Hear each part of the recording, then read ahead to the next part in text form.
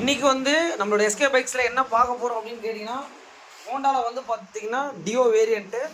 இந்த வெஹிக்கிளில் வந்து பார்த்திங்கன்னா ஒரு கரண்ட்டு வந்து பார்த்திங்கன்னா மிஸ்வேர் ஆகுதுன்னு சொல்லிட்டு ஒரு கம்ப்ளைண்ட்டுங்க. இந்த கம்ப்ளைண்ட்டை வந்து நம்ம என்னன்றதை பார்க்கலான்னு சொல்லிட்டு இன்ஜின் ஒர்க்குக்காகவும் வந்திருக்கு.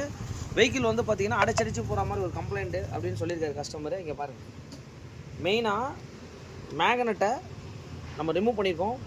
உள்ளுக்குள்ளே எவ்வளோ டஸ்ட் இருக்குதுன்னு சொல்லிட்டு நீங்களே பார்த்துக்கோங்க.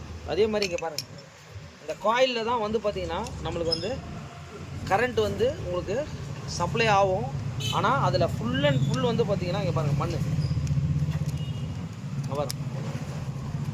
இப்போ இந்த மாதிரி இருந்ததுன்னா எப்படி உங்களுக்கு வந்து பார்த்திங்கன்னா கரண்ட் வந்து ப்ரொடியூஸ் ஆகும். அதே மாதிரி இந்த வண்டியில் ஹெட்டில் வந்து எந்த அளவுக்கு ஆயில் லீக்கேஜ் இருக்குதுன்னு பாருங்கள், ஃபுல் அண்ட் ஃபுல்.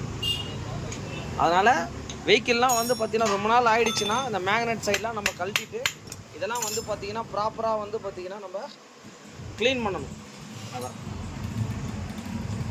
ஓகே. இந்த மாதிரி பிளாக் ஆகிற கம்ப்ளைண்ட் அந்த மாதிரி எதாவது இருந்ததுன்னா இதுதான் உங்களுக்கு ப்ராப்ளம்.